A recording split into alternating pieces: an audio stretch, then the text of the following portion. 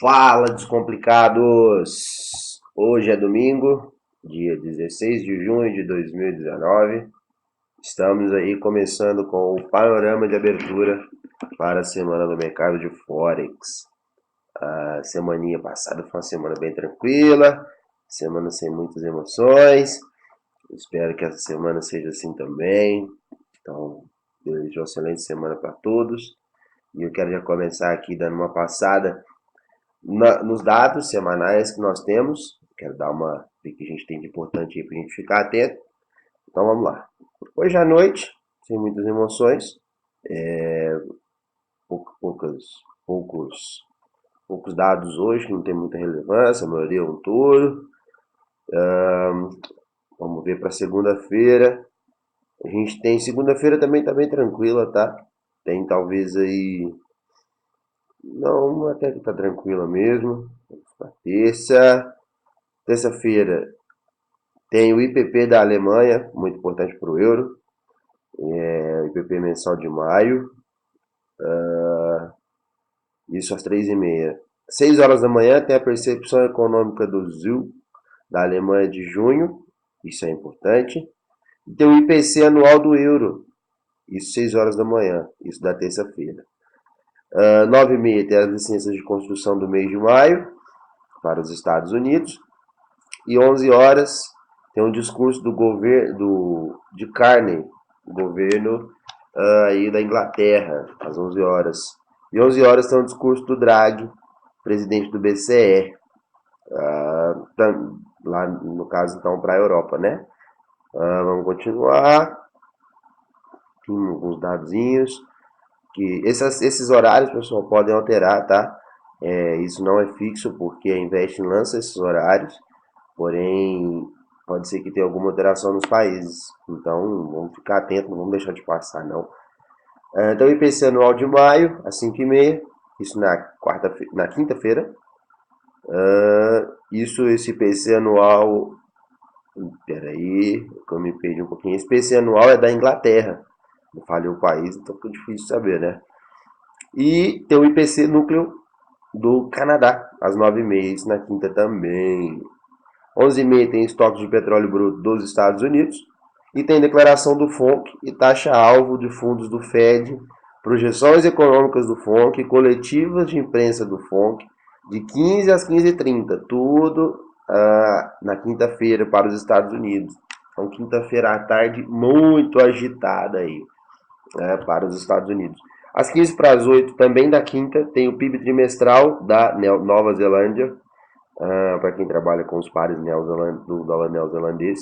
Vamos ficar atento. E, pessoal, eu falei errado, isso não é quinta, tá? Isso é quarta-feira. Na quinta-feira, meia-noite, tem discurso de política monetária do BOJ, lá do Japão. Aqui no Brasil sem feriado, então para nós ainda tem mercado. Tem coletivo de imprensa no BOJ, 3h30 da manhã, no Japão também. 5h30 tem vendas no varejo mensal de maio, na Inglaterra. Em 9h30 tem o índice de atividade industrial do Fed, nos Estados Unidos, para o mês de junho. Já na sexta, começamos a sexta aí um pouco mais tranquilo. 4h30 da manhã tem um PMI industrial da Alemanha de junho. Isso é importante para o euro. Já às 9h30 tem o núcleo de vendas do varejo no mês de abril para o Canadá. Vai ser divulgado agora. E 11 horas da manhã tem vendas de casa usada nos Estados Unidos. Todos esses dados que eu passei aqui, pessoal, são dados 3 touros, né? São os considerados mais importantes. Eles que têm algum certo peso aí na movimentação e oscilação de mercado. Então, eu dou mais importância para eles.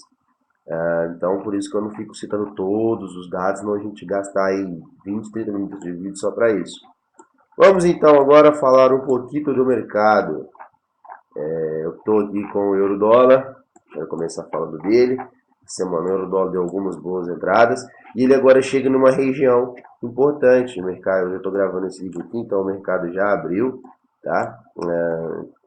Mas dá para a gente fazer a leitura da semana para ele. Eu tinha comentado que ele tinha rompido duas regiões de interesse comprador e basicamente com a mesma métrica. O que seria essa métrica? encontrou região de interesse vendedor, né, que foi essa regiãozinha aí do 1.13.400, e tinha algumas regiões de interesse comprador, o que foi alguns pullbacks profundos, onde tiveram novas compras. Aqui foi a primeira. Você pode deixar isso aqui como um retângulo, vamos fazer melhor. Aqui é a primeira, que ele rompeu. Então ele veio com vendas, teve alguns acúmulos na região, porém não foram fortes o suficiente para devolver os preços lá para a região de venda de novo, e acumulou-se vendas. Depois ele veio novamente na nova região de interesse vendedor, acumulou-se vendas de novo, as compras não foram fortes o suficiente para trazer esse movimento de baixa e teve um novo rompimento. E agora o preço trabalha aí numa região de interesse vendedor. Fará o mesmo movimento de acúmulo na região e rompimento? Talvez. Ou poderemos também entender que essa região de compra é uma região forte o suficiente para devolver. Vamos ficar atento então, pessoal. Agora no euro-dólar nós nos encontramos numa região de interesse comprador. Isso não quer dizer que isso é um movimento de devolução, não é uma mudança de comportamento, não é uma reversão, mas essa região é importante, deve ser observada. Eu gosto muito dessas regiões, gosto de observá-las, vejo que elas são regiões que dão bons parâmetros para a leitura. Algumas pessoas podem estar se perguntando, como você identifica essas regiões? Simples, eu tiro o zoom do gráfico, vou observando o mercado, vejo aonde tem regiões onde o preço tocou e mudou o seu quadro geral, né? Onde o preço tocou e teve uma mudança. O que eu considero de suporte e resistência, que maneira que importa, né? De maneira que, para mim, é o que importa, porque diz suporte e resistência. Então, aqui ele teve uma vez, considerando até mesmo a sombra, tá? Então, se eu for desenhar aqui o completo, eu posso considerar toda essa região. Então, eu considero essas sombras, porque é onde o preço tocou e devolveu as vendas, né? E aqui a gente tem a região de interesse vendedor. Então, a gente tem o nosso suporte e resistência traçado. A gente tem outros menores, a gente pode chamar de secundários, que são bons parâmetros para alvos ou para entradas, que a gente pode definir aí ao longo dos dias no mercado. Então vamos ficar atento. A gente se encontra agora numa região de interesse comprador, né, para o euro-dólar. Essa é a minha visão para ele. Vamos de libra-dólar, com os dados importantes. Ele também, pessoal, se encontra na mesma situação. A gente teve uma região de interesse vendedor. Está caminhando até muito parecido esses dias, o euro-dólar com o libra-dólar. A gente tem uma região de interesse vendedor, onde teve duas devoluções. A gente tem as regiões aí secundárias, né, onde teve algumas compras.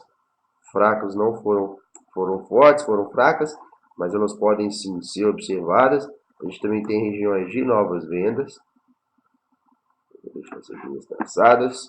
E nós nos encontramos atualmente numa região de interesse comprador. Essa região teve alguns rallies mais profundos. A gente agora se encontra dentro dela novamente. Não sabemos a força, não sei da força. Apesar de, se a gente for considerar uma leitura por completo, a gente agora se encontra numa situação atual de mercado no canal estreito, né? Onde compradores aqui não têm condições de executar trades, têm condições de fazer dinheiro. Mas, mesmo assim, como a gente sabe das evoluções do mercado, quando a gente sabe que do mercado estreito evolui para um canal largo, ainda precisamos ter paciência e respeitar e ter considerações nessas regiões. Eu não venderia agora, mesmo estando no canal estreito, mesmo com esses pullbacks, porque eu não sei que ponto essa região é forte. Então, vamos aguardar aí talvez um acúmulo na região, um acúmulo de pressão vendedora na região de compra, onde as compras não conseguem devolver o preço. Vamos esperar aí umas formações novas, ou até mesmo uma evolução para uma lateralidade. Nos encontramos sim no canal estreito, a tendência é que continue, a tendência é que rompa, mas essas regiões aí são de extrema importância e devem sim ser levadas em consideração.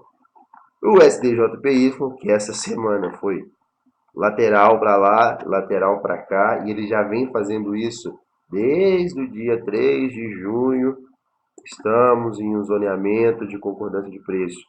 Porém, eu vou traçar uma linha aqui, pessoal, que eu vou excluir um pouquinho, vai ficar algumas barras de rally, mas eu quero só para poder entender, tá? Vai ser só por questões de estudo. Repara uma coisa, que mesmo nessa região lateral, se a gente for considerar a região como um todo, existe um acúmulo maior nas compras do que nas vendas. Como assim, Kel? Dentro da região de venda, que é a ponta alta, né, dessa lateralidade, as vendas não são fortes o suficiente para buscar esse fundo. A gente fez esses fundos aí semana passada, região do 107.900, 107, 108 bola. Essas regiões aí não foram retestadas da semana passada para cá. E isso começa a acumular pressão nas compras dentro da região de venda. Então as vendas não estão sendo fortes mais. Com isso, a gente começa a crescer os olhos aí para um possível rompimento dessa região. Ah, mas aí você já considera que a região esteja rompida? Não. Para mim, o rompimento correto dessa região seria formações acima aí dos 108.700 mais ou menos. Então, acima dessa linhazinha dentro desse quadrado. Porque ainda assim esse quadrado é uma região de venda. Eu não vou diminuir um pouquinho a lateralidade, eu poderia trabalhar com essa lateralidade mais profunda, mas prefiro observar que a gente está numa condição de extrema lateralidade longa, né? Não consegue nem pegar tendências, não tem nem formação consecutiva de barras, é sempre indeciso, sempre com muito doji, sempre com muito doji, sempre com muita sombra, sempre com uma certa indecisão, mas ainda assim a gente consegue ver que as vendas nessa região lateral já não conseguem mais devolver para a região de compra, então os compradores já começam a comprar aí mais acima, a fim de trazer esse preço um pouco mais caro. E se a gente conseguir ver um rompimento essa semana, temos alvos aí bem interessantes para esse movimento. Então, vamos ficar atento no STJPY aí, que ele se encontra aí numa situação agora bem interessante, bem importante. Ah, achei que não tinha aberto o gráfico. Vamos, pessoal, agora eu quero falar um pouquinho do euro com dólar australiano. Eu tinha comentado que a gente estava no canal de alta, fizemos um movimento de alta, canal estreito, canal largo, até que por fim evoluímos para uma lateralidade. A minha leitura para ele é bem simples. Creio que essa lateralidade permaneça aí, pelo menos por mais alguns dias. Não vou falar a semana toda, mas eu acho que chegamos numa região de concordância de preço bem interessante. Temos dois fundos, dois topos, então já temos aí o preço médio atual, o preço médio com o preço atual bem próximos. Então creio que essa lateralidade se perdure aí por alguns dias, tá? Eu deixei essas marcaçõezinhas aí do panorama de encerramento de sexta porque elas foram interessantes. E o mais legal é que a gente não está em nenhuma região importante. Então, a gente está aí basicamente no meio do gráfico, pelo menos para o gráfico de uma hora, a gente ainda não está numa região de interesse, então provavelmente compradores e vendedores já concordaram com esse preço aqui, está justo para os dois. Creio que isso aqui ainda tem uma evolução, tem uma cadência ainda maior, então a gente pode aí tentar trabalhar topos e fundos de lateralidade, ignorando as zonas mortas, porque é o que eu tenho de leitura para essa semana para o euro com o dólar australiano. É muito simples de traçar isso. Terços e fundos de lateralidade é o seguinte, são os terços de compra, que são os terços fundos de lateralidade, e os terços de venda, que são os topos da lateralidade. E existe o terço morto, ao qual a gente não faz nada, apenas observa e deixa acontecer, que é onde se concentra o maior número de barras e de indecisão. Então a gente pode considerar compras com saídas no topo da lateralidade ou até mesmo com saídas mais rápidas de acordo com as formações das barras. Depois que a gente tem isso assumido, depois que a gente consegue ler isso, o mercado nos deu essa oportunidade sexta-feira para a gente conseguir ler isso essa semana, fica bem tranquilo de operar a lateralidade. Eu, inclusive, gosto muito. E se a gente consegue comprar barato, consegue vender caro, a gente consegue trabalhar com stops bem curtos nessa região. Então, não vejo tendências, né, para esses movimentos e vejo dias aí bem extensos de lateralidade. Então vamos ficar atento, sem pressa, para não fazer nada de errado aí no dólar, o euro com dólar australiano. Certo, pessoal? Mas é isso. Tenham uma boa semana a todos. Bom trabalho. Não deixem de se inscrever no canal. Não deixem de curtir esse vídeo. Não deixem de compartilhar. Participe do nosso grupo Telegram. Siga-nos no Instagram. E forte abraço para todo mundo. É isso aí. Valeu.